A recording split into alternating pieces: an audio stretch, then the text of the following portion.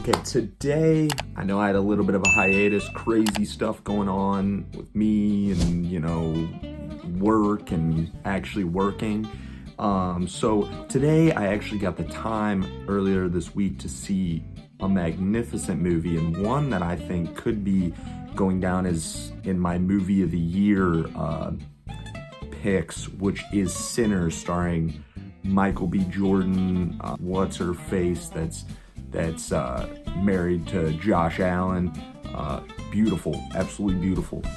I don't know why I'm blanking on her name, but this movie follows two twins, and which are Michael B. Jordan. He plays both characters, and they go through and come back to their hometown that they got money from in Chicago, working for the gangster Al Capone. They kind of set it up. They don't really go into great detail about how they got their money, but it seems to be dirty money, and I don't want to go super in detail about what happens, but you'll hear some spoilers, some whatever. I really want you guys to see the movie for your own. It is a magnificent movie, but it starts off with them coming back in town and meeting up with their cousin, who is actually a very skilled musician, and they want to buy out this local club that is actually owned by a KKK member that is pretty racist towards them at the beginning, and they end up paying him a boatload of money to fund this club for the night, and it's basically a jazz bar that they're making. In the endeavor, both the twins have very mixed bags of why they're doing what they're doing. One is very money oriented, very focused on continuing to get money. One is focused on coming back and kind of getting his life back together a little bit, with his former lover who he had a kid with who ended up passing away. And they kind of explore this the whole time, and kind of go back and forth before they end up building this jazz bar. And they don't really go into detail about building it. He kind of just recruits his old friends to kind of help him, and it is very driven with mostly African Americans, and then they're an Asian couple that helps them a little bit, but they're in the club, and that's really the only two ethnicities in the club. And you kind of get this cutscene that ends up being this guy that really just comes out of nowhere, and he's this white guy that's on fire, and he's getting chased by these guys, and this two white couple are kind of well, what the hell happened? So they let him into their house.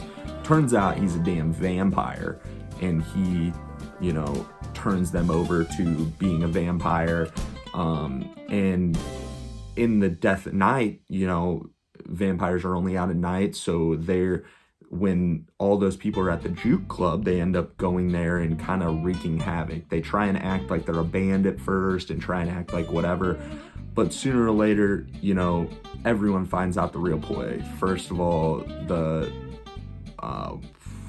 big security guard at the beginning, he gets turned over. Basically everyone, until it's one of the Michael B. Jordan twins is left, and the cousin, who is, the musician and his kind of lover in this. And it goes really deep into, very, some race relations, and at first the vampires are just white, and then it goes over to, kind of them being shunned out because of race relations at that time during the time that it's set. It's the 1940s, and it goes into very, very cool. I can't stress this enough. There is a scene in there that they're all dancing in the club, and it goes through a bunch of African American musical history, goes through all the way up until now, and there's this whole music dance scene that's just unbelievable.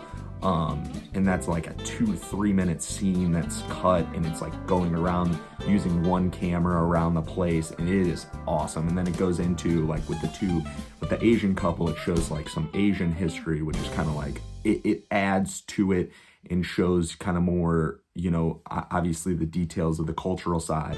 But as this goes on, everybody from that, except like 3 people from the jazz club, turn into vampires. And when, you know, light hits and when the sun comes up, they're gonna fry to death, basically. So they have to get back into hiding. And damn. And then they have to really like try and basically kill everyone before nighttime again, before they have to go into hiding. So they're really trying to figure it out. And right before it turns daytime, they finally get the cousin who's the singer out of the house, one of the Michael B. Jordan twins, and the cousin's lover. And that's where it gets crazy, and you have a crazy last battle scene. And I'm not really gonna spoil and go all into that. And there's a cut scene at the end that even explains even more of what happens during that battle.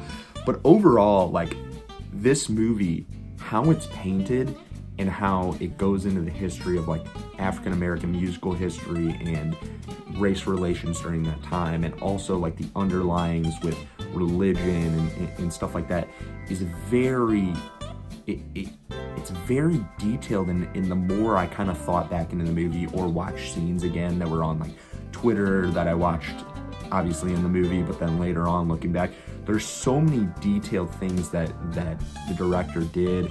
And also, like, overall, what a performance by Michael B. Jordan. He plays 2 characters in this movie, and he is magnificent. Again, I love Michael B. Jordan. I think he did a fantastic job throughout this movie. But if you do watch this movie, please sit down and really like try and take it all in. It is one movie that needs to be digested. Even the night, I was gonna make a video the night of watching it, and there was just so much to kind of like keep in your head. And then also with the cut scene at the end that you guys can look up. I don't want to go through crazy enough spoilers because I think it's so good to watch, that it's just so detailed. And I really think this is a movie that if they go on to another movie, which I'm kind of hinting at, or they go into another atmosphere of like some kind of a spin-off type thing, I would be super excited to see where it goes, because there's so many things I think you could do. And with how this director did it, I think it was Ryan Coogler. What a movie. And again, I think this is going to be in my top 5, top 10 movies of the year.